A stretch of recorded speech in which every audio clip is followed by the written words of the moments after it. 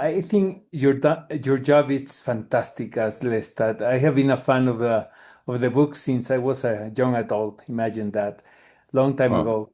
But I think you're perfect for it. And the question is, do you think do you believe in destiny? Do you think it was destiny that you were going to portray this iconic character? um, gosh, um, I, I, I, God, I don't really know how to answer that question. Do I believe in destiny? I believe that we always look for patterns regardless of whether or not you believe in your destiny or not. So once things happen, you kind of try and find a reason for it happening. Once I had booked the role, I just had to kind of put my head down and imagine that I had no other choice but to play it, or that I was supposed to play it. Otherwise, it probably would have kind of overwhelmed me a bit too much. But I don't know if things are preordained. To be honest, like they're all incredibly extraordinarily written characters, and it's a gift for any actor to play. They're so much fun, and I'm sure somebody else could do an incredible job of Lestat as well. We just haven't had the opportunity to see I'm not so somebody else. sure. Um, Another question about the endurance of the legacy of the mythology of Anne Rice. Why do you think readers still go back to the books, still see the Neil Jordan film, and right now they're seeing the series? What happens with that fiction, with that universe? Yeah, I think one of the great things that Anne Rice did was she sort of reinvented the vampire genre, in a way that made it, and I've said this a few times, but she puts the reader in the perspective of the monster and makes them very relatable characters. And I think when you have a way to access parts of your psyche or your personal experience through a heightened sort of horrific way, you feel less alone, you feel less isolated.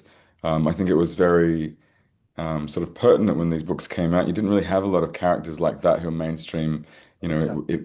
and that people could identify with, that could have all of their messy, dirty parts of themselves kind of exposed.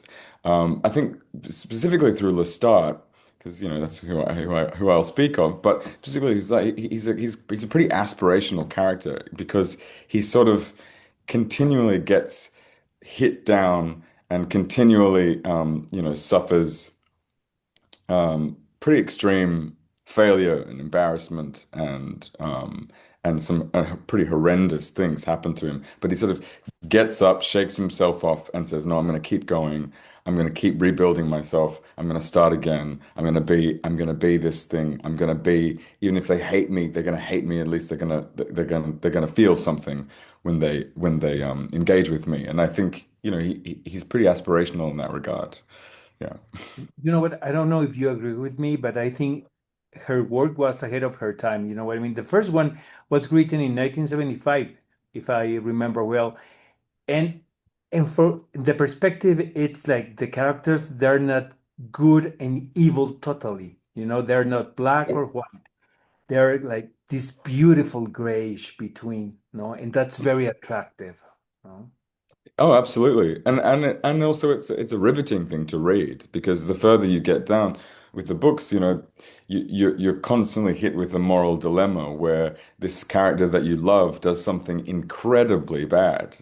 And you're left to sit there going, do I turn the book away? Do I judge them, or do I stick with them? Because I have also done things wrong in my life. I have also made Mhm. mistakes.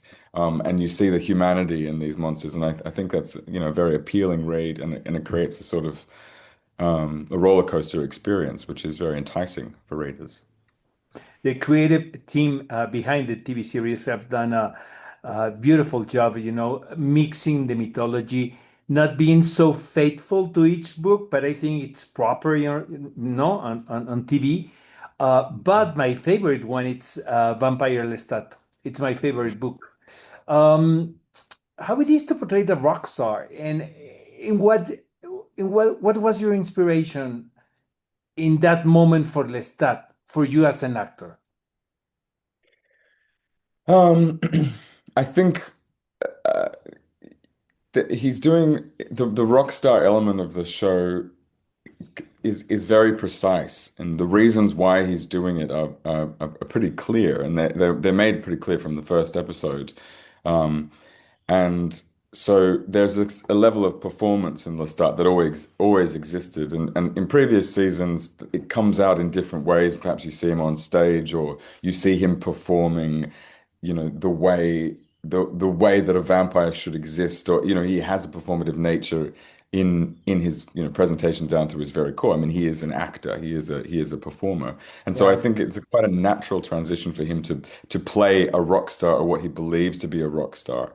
Um, and I think one thing with Lestat, which we've kind of like touched on a bit throughout the previous seasons, but it obviously comes much more to the forefront this season, is that he has a very intense sexuality that kind of that he uses as a weapon, that he uses as a way to seduce and to corrupt and to get what he wants.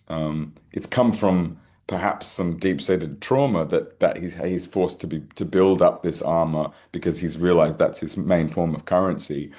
But but in terms of translating that into a rock star performance and translating that into a musical performance, he has his audience there. Um, and this is a small space in which he can control, in which he can define who he wants to be and who he is.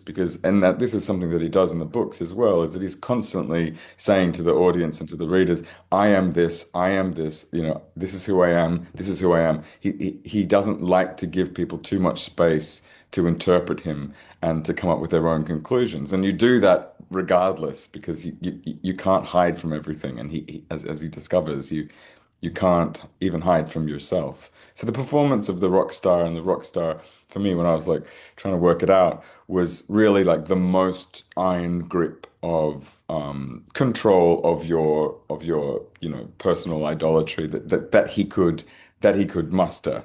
Um, and we looked at lots of different previous performers and Mhm.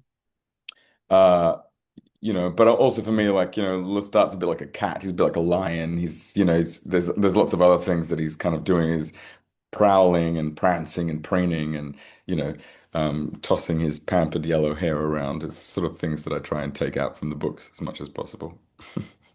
Another thing that I have to ask you, that the chemistry between Jacob and yourself, it's fantastic on the screen.